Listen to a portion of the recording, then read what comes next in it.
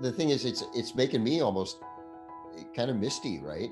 I mean, I think about these guys, some of these boys and girls that I'm gonna, that are gonna leave, and it makes me kind of sad.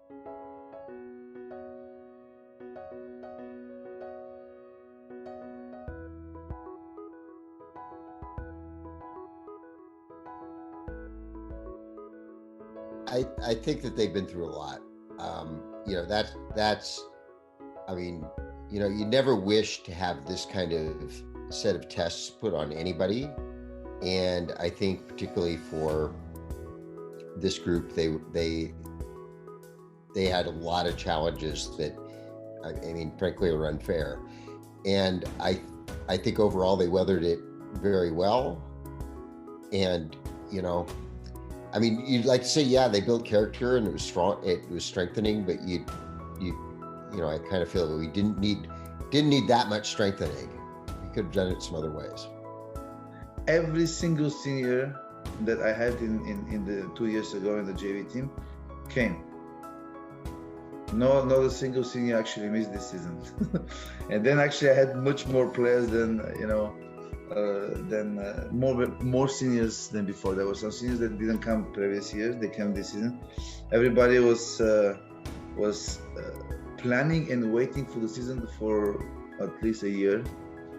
And, they were like pumped up, and the pandemic didn't change anything in their attitude or their expectations. They were even training during the pandemic, providing that we had some regulations and restrictions on training. All the seniors responded very well and were coming and dedicatedly training to prepare for the season. It's hard for me because like they've all worked so hard, right? They all worked so hard because they all wanted to be going to CCS next year, or I mean for this year, right? Our huge talk over the off season was, hey, this was the year that Monte Vista was going to take a huge step, right? We were going to be that team that everybody's afraid of wrestle, right? We've been for a couple of years, we've kind of been like the laughing stock, right? We've been getting beat a lot, right? But this was the year that we had almost everybody at the weight. We had all these kids that were really trained hard to be ready for the season and make something happen. And then we go through COVID and we just go, okay, well, I don't know if we're going to even wrestle. And then we find out, hey, we're going to have matches, but there's not going to be a league championship, right? There's not going to be a league title for who wins the most women's, right?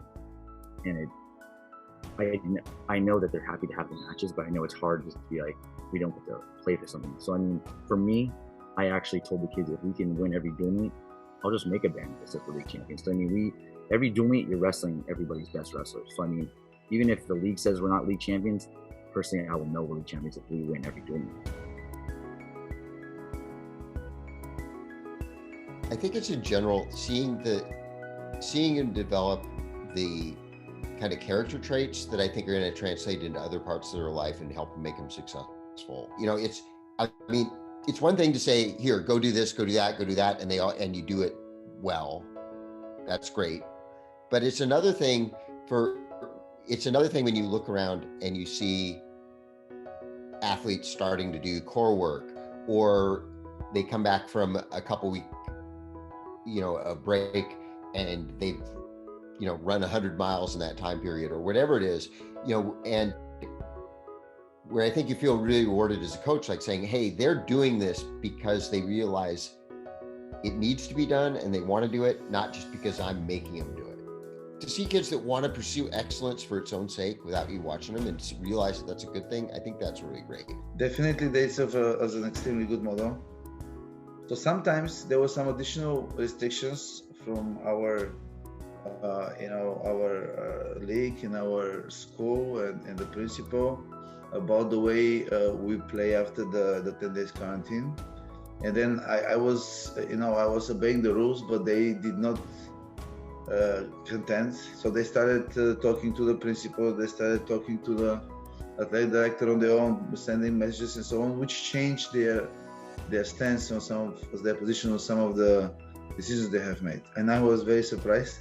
So they were extremely convincing in communicating their pains and their visions and opinions to the leadership of the school. So this has been the first time I've ever seen this such situation. I typically like to teach the kids to obey the rules. If there is a rule, we have to obey it. Otherwise, anarchy comes and chaos. But they didn't stop until they changed the rules. So I was impressed.